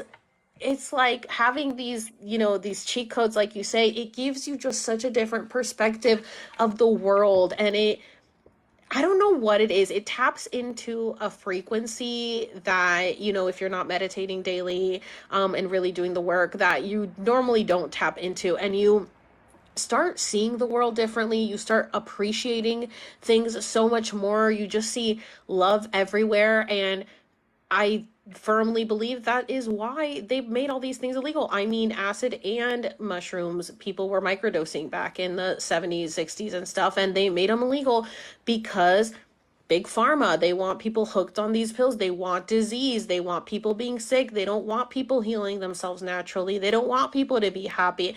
Because of the entities that were running, the frequencies that were running this planet, they wanted to keep everybody at that low vibration. Thankfully, enough of us have woken up and we have decided, no, we're putting an end to it. We choose love. And I think it's getting around now. I think that these last 3 years, COVID, I believe that COVID was just signs of ascension, coronal mass ejections from the sun activating our DNA and helping us ascend and level up. And I think it's over. I think that the war with these evil entities, I firmly believe, and from what I've seen from other channelers and messages that I've gotten, the evil, dark forces, whatever, they've been kind of casted off to another side of the universe because enough of the collective has awakened. And I mean, it's proven by the Schumann resonance being off the charts. The energy is like the CMEs that are being thrown at us. We, as people, have chosen enough is enough. We will not keep destroying the planet. And so we are slowly now shifting up to the upward, spiral instead of, we got down to the core. We got down to as horrible as we could have gotten. That's why so many souls came in, so many soul swaps, so many walk-ins, so many children that are coming in from other dimensions, other star planets, to help with this ascension process, because it is time. We decided not to keep self-destructing and said enough is enough. We're going to ascend. This is so exciting, but I'm just so proud of us. I'm so proud of us for pulling together and doing this, because this was hard for us. I feel like millennials especially really got kicked in the ass with credit scores being invented in 1989, student loans being thrown at us, telling us we had to go to college and get into this debt, not being able to buy homes, inflation being out the roof, like you said, 9/11. I mean, it's like we were thrown curveball. I mean, the fact that like we couldn't even grow up with one parent staying home, like both parents had to go to work. The divorce was at an all-time high. I mean, they did all these things to break us because I think that they knew that millennials was probably like the second wave of volunteers that really came in and was going to be, we're a very big generation. And they really didn't want us to succeed. And we really said, fuck you. Yes, we will. And we did it. Like we had a fight. And now, you know what? Those loans are between the government and God. I don't know. Ain't nobody paying those now. So good luck with that. Remember how we last talked about how I said I'm gonna live nomadically in the woods in an RV, and I I'm gonna wanted to say ask you about screw that. Are the. you doing it? Uh, yeah, I'm here. like Oh my like gosh. so I'm living out in the woods. I have a whole channel like kind of dedicated to that, like where I'm like, yo, this is my break free of the matrix. Like screw that, because you know what's funny? The banks, they don't sell you an RV if they know you're going to live in it full time. But I'm telling you, I am happy where I'm at. I smell pine trees all the time. There's firewood brewing right now. The door's open. I hear Mother Wow. Nature. This is probably like I enjoy calling this home for the moment. And I know it's temporary until the universe tells me to go somewhere else. But I am happy living in this moment where I'm at, and I enjoy and I'm very appreciative. So we both did what we said we were going to do. I Like know. it's And I tell so people all the time, like, listen, I even posted a video on my page the other day about it. Back in March of 2021, I was crying, saying I wanted to move back home. I had moved here in 2020. I'm like, do not go backwards. Whatever you do, keep moving forward. If you're uncomfortable, good, be uncomfortable. That's your body telling you that you're at a frequency that you don't vibe with. Get to the frequency that you're going to be calm. You shouldn't be at fight or flight mode every day. You shouldn't be on survival mode every day. You should be happy. Like, if living in an RV in the middle of the woods is what's going to bring you happy, do that. I think that too many people think, well, what will this person think? And what about this? And what about, who fucking cares, bro? No one on this planet, even if you think they are living the life that really anybody wants. I mean, everybody's fucked up, okay? So why don't we stop listening to what everybody tells us to do and find your happiness, find your truth? What are you really going to just be at peace, like breathe every day, like this is the life. Even if it's like literally as simple, me, I mean, I'm living in my apartment, but every day, what brings me happiness? Going to the park, sitting under the tree. It's so simple. The simple things that we don't even think about really can bring the most happiness. And from there, just from you just being happy with just the tiniest things and being grateful for those things, more will keep coming, more abundance, because you're just thanking God, and God's like, "Oh, look, they're so appreciative for like a penny they found. Well, here's more money." And you're just like, "Oh my God, thank you."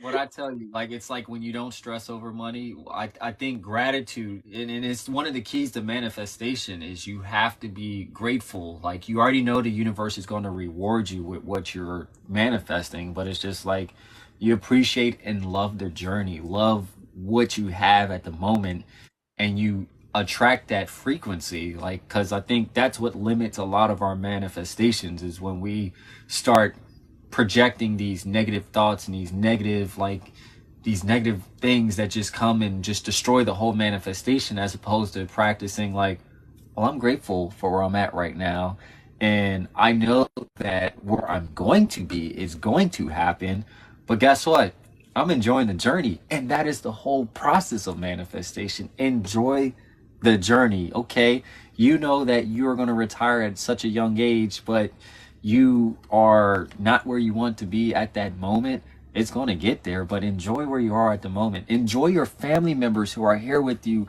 right now, because they are not promised. Like you know, like I think I take everyone who's in my life. I realize like my grandfather's getting up there in age, and it's just like I'm like I need to spend more time with him. I need to appreciate him, because if I only see him like 3 times a year and he goes next year, do you mean to tell me that if I only saw him once this year and that's all I see him for? Like that's crazy. So I'm like, appreciate your mother or everybody that's alive, all your friends, appreciate your health. That I see people all the time who they can't move. They can't go outside and enjoy the beauty of Mother Nature. They can't go outside and and they're sick. And it's just like, I'm not sick. And I'm thankful for that. So that alone is something to be grateful over, because it's just like, not everybody can say I'm not sick. Like I've had friends who have cancer and they're like, I hear the birds chirp different. Like I appreciate that. And it's like, that's deep, because like I hear it every day, and I'm like thinking like, yeah, I need to pay attention to them, because that is beautiful to hear in the morning, and I'm healthy. So I don't money at the end of the day. You look at Jamie Foxx, he's sick right now, but has all the money. Money, accolades means nothing. And it's like once I realized that, that's when the inner happiness really started to show. Like, and I'm getting a lot of things grateful and aligned with me, because I'm happy where I'm at. And I think that's something that everybody needs to experience, is self happiness. Yes, I actually started real quick. I started my gratitude journal. If anybody wants to start, I have a shadow work journal, which I did as well. But the gratitude journal, I feel like once you've worked through a lot of shadow work, this is really good, because it literally, you just like three things you're great, three things you're grateful for, three things you're going to accomplish, how will you love yourself, and then at the end of the day you kind of do a review on how your day was, like what did you learn.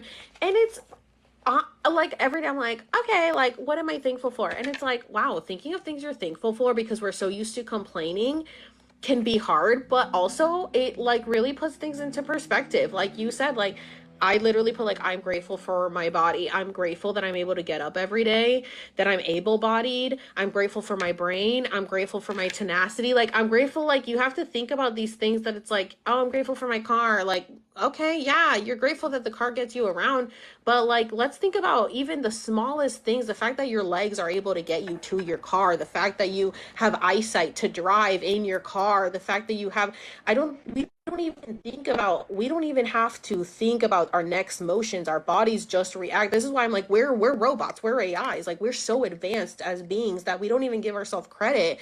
And so if you guys are interested in getting the gratitude journal, make sure you check out the link in my bio. You do get 20% off with it. It is up in my link tree. But before we go, I did want to ask you, you said you have two kids. Have they told you about any experiences that they have had? Like, did they ever share any past life or any, supernatural experience with you? My son says he remembers seeing his mother as a cat. Like I that was something he said a long time ago, and that stuck with me for a while. Like he said, "Mommy, I remember being in heaven and watching you. We were cats." Like that was the only I so I know for a fact I had a past life with my son before, but my daughter, she's a brand new soul. Like she Oh, is like a brand new soul, new to the world. I always felt like she's just like new. But my son, he is a very old soul, and I feel that, and he's going to eventually. He's still under the like. I'm not. I don't sway him in any way, shape, or form, or word of belief. Like I try not to incorporate like this type of information to him. I said if he's ready to discover this information, he will learn it. Because right now his mom has him in a like a Christian private school, and it's just like, all right. I mean, I started off in a Christian private school, and I went to a Catholic high school, and I'm just like, here I am today. So yeah. Exactly. That's what I say. It's like, listen, if you're what's meant for you will not pass you. And right. if you know your whatever your kid's journey is, they'll find their way no matter what. We found our way. I was raised very religious. Up until 2020, I was going to church every weekend. So, if something's meant for you, it will find you. And I just think it's funny because I was kept in such a glass box. Like my mom was like, nothing can touch, like no, you must be sheltered from everything. And I'm like, ooh, now look what happened, girl. Now look what Right. happened. Well, This yep, is it's what a journey. happens. This is what happens. Like, and I took them to the Bible Museum the other day, like in DC. I was like, I actually want to check out the Bible Museum, because like I'm a big fan of learning about all religion to see the bigger picture. I'm like, wow, so you mean to tell me I'm paying all this money for you guys in this private school and you don't know the story of Cain and Abel, all these stories that what is going on? What did they learn? He's like, well, I Yeah. know the verses, but I don't know. I didn't know the story. So I'm like, you didn't know the Old Testament, the New Testament. Well, What are they learning in a private Christian school if they're not learning the story? exactly. I'm just like, I asked my daughter, I'm like, who is God? She's like, he's just a guy in the sky. And I'm like, okay, so Sky Daddy, that's How what old they are they think. now? My son is going to be 11, which is a good number, a prime number. Like he's turning 11, I turn 33, so like it's like these master numbers, so like good years. And my daughter, she turns 5, so like but like Oh, I said, new soul, but she's just I'm here, I'm there. Well, he's definitely an advanced soul, and I know that I feel I think like one of my motivation for writing this book is not only to like wake the world up, like, but I know that he's gonna have an awakening where he'll carry on my legacy and he'll carry on like, wow, my dad was on to something, but I don't share none of my beliefs with him. I'm just like I teach because I see him in me where I'm like he literally has the question, like he questions everything. Like when I was his age, 9/11 happened, and I'm like, wait a minute, how did the towers fall and then the other towers behind it fall? I don't get that. Like, can someone explain that to me? And I was like, how did they find the IDs out of all that stuff that fast? Like, it's not making sense to me. So it's like I was already into the conspiracies and all the stuff that think outside the box, and he's already like that. But then it's just like he's still under the influence of mainstream religion, and it's just like you will end up breaking that, but I'm not going to be the one to sway you to do that. That is just something that you have to find, and you will find it. And then his mom's probably going to be like, what the heck did you do? I'm like, no, like it's going to come a point where he's going to come across something that tears away his cognitive dissonance, and he carries on and he becomes even more closer to what I'm trying to project. And then we start working together. Like, and that could be in his 20s, it could be in his 40s, but I foresee that happening, and I'm just like not going to sway any of his religious beliefs because I want him to see the bigger picture eventually. And I think that was one of the biggest motivations to the book that I will be writing, is just to see how to truly listen to the universe and tap into your higher self. I think So that's amazing. I think your kids are very blessed to have you as a dad to just kind of be there and not like enforce any of your own beliefs onto them, but also be like, when you're ready, I'm here, and you're going to have Right. so many answers for them. And that's just so amazing. I used to question, like, I'm like, but who made God? And I still ask that, like, but who made God? How did the first thing ever exist? Whatever that may be, how did it come into existence? I don't know if we'll ever figure that out. Like, how oh, I don't think I don't think man is truly able to comprehend who God is, and I really think like that's why I really enjoyed that Gnostic video, like on the YouTube video, which all you can check out. Like that really is another perspective that a lot of people don't think about, and it's just like they persecuted them for thinking like, oh, there's a God above the God, like the God who created this realm is a lower entity, and I was like, that's fascinating to think about that perspective. Like, oh, it does seem like the God of the Old Testament is kind of like a harsh and vengeful God, yeah. and the God of the New Testament who sends Jesus is the real God, and it's just like it's very Dr. Hyde and Dr. Jekyll, and I'm like, people need to hear like these the Roman persecuted these people like just to erase this knowledge, but the more I study like Hinduism and then the more I study like duality, I'm like, they were onto something. And this is a form of Christianity, which is what I was brought up, but I never knew about this. So why didn't I know about this? That's what I like. I love those aha. I have to share those downloads, like these moments. And I just really enjoy teaching, and like I think that he will see I think he will surpass me with the knowledge that he shares because he's already like on that path but just not quite there yet. But I know that I'm not going to teach them to like you need to go to college because you don't need to go to college to be Yeah. successful. And I think college is like it. I think you when you really look at it, it's just like we school like they made grade system to grade how good of a worker you would be. So it's just like why not like start your own trade and then become your own business. So I hope that like trades are still abundantly available when he is older, where he can take up a trade or they can take up a trade, create their own business and go from there.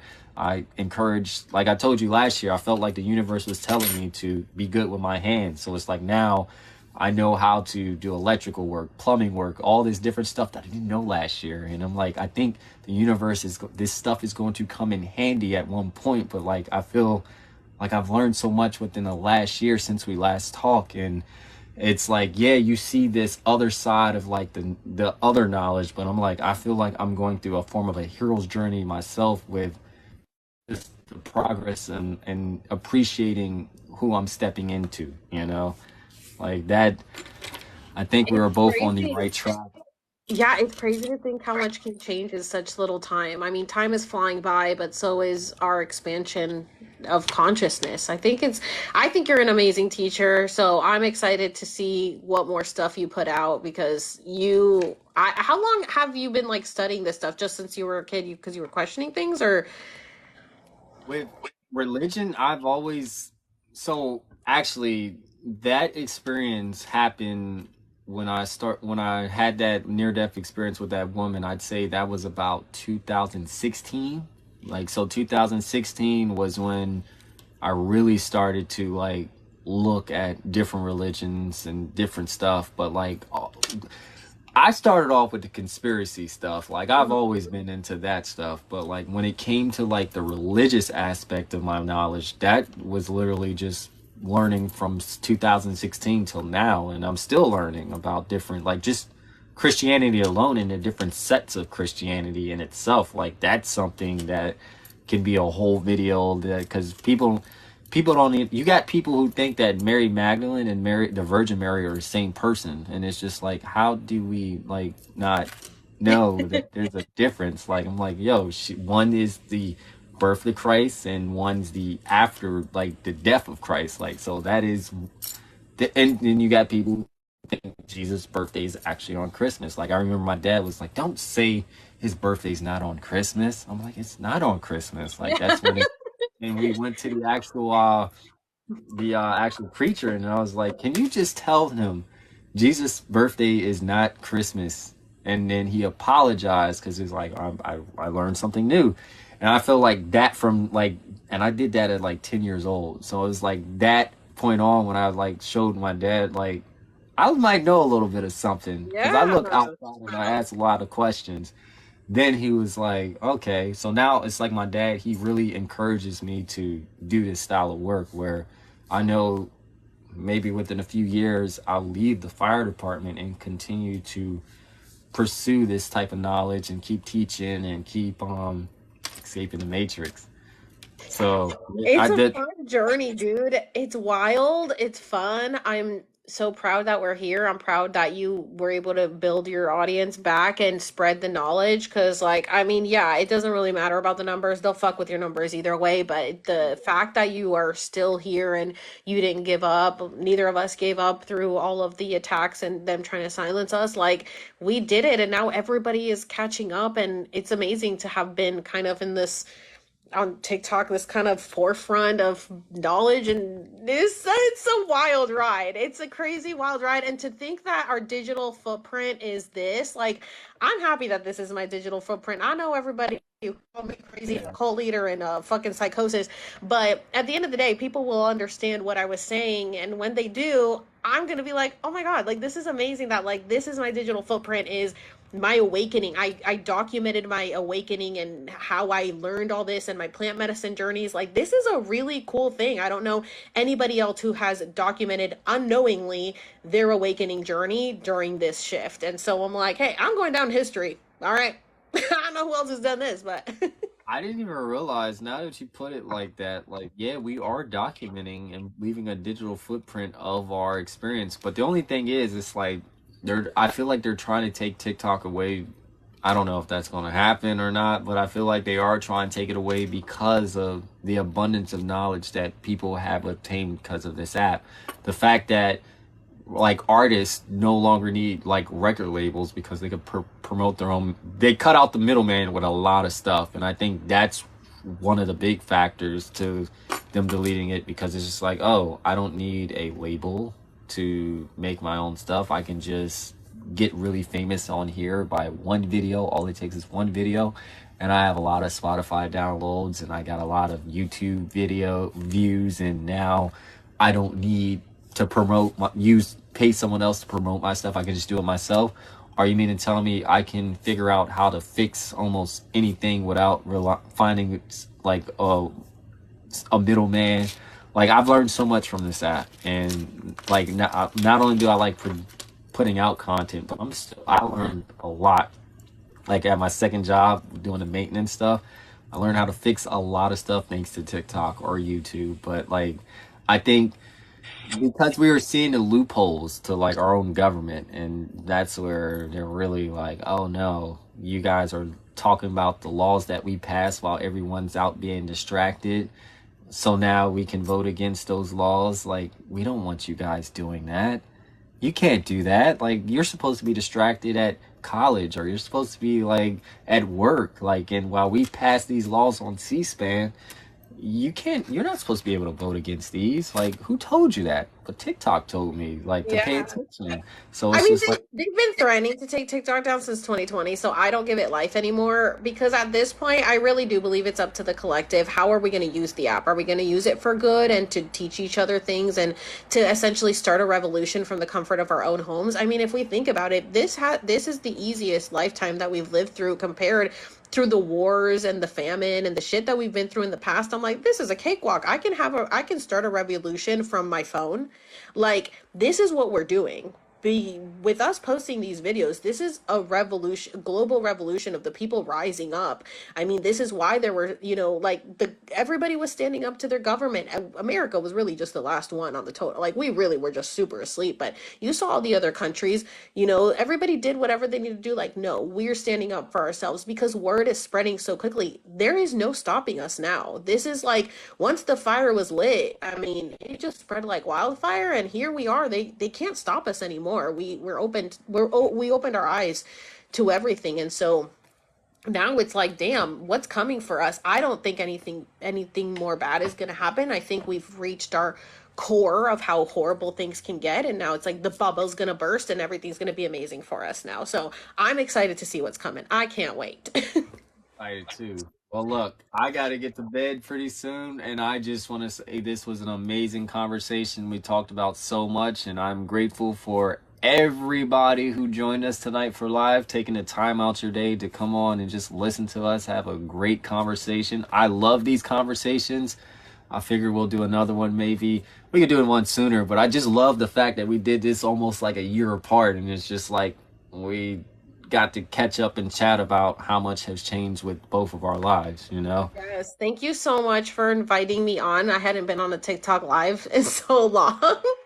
I appreciate you. I love talking to you. And I gotta say, you give us women hope because I know you're in a relationship, but just saying that the dating pool out there is slim pickings. And so to know that there are men out there who are conscious and aware and, can have an intellectual conversation, it does give us hope. So I appreciate you for representing the very small percentage of your kind out there. I don't know where they are, but I'm sure they're out there somewhere. So They're out thank you. there. Well, I'm no saint. I wasn't a saint in the beginning. Like I'm still learning. So like I'm just very humble and happy to be here, and I'm looking at us all as one. So it's like I got to treat you and everyone else the same. So we're a dime a dozen. Let me just put it that way. That we're Hopefully, there's diving. more in the making. So, I'm still getting better. Like I'm still learning to be better. So like I'm not perfect. I got my demons and I'm fixing them we're and all learning. We're all going that's through it it. together. We're all like So little baby souls remembering who we are again. Like, oh, yeah. exactly. Well, thank you so So much. Thank so much. you. You're Thank you for amazing. coming on. Thank you all for being here. Y'all have a good night. Thank you guys. Have a good night.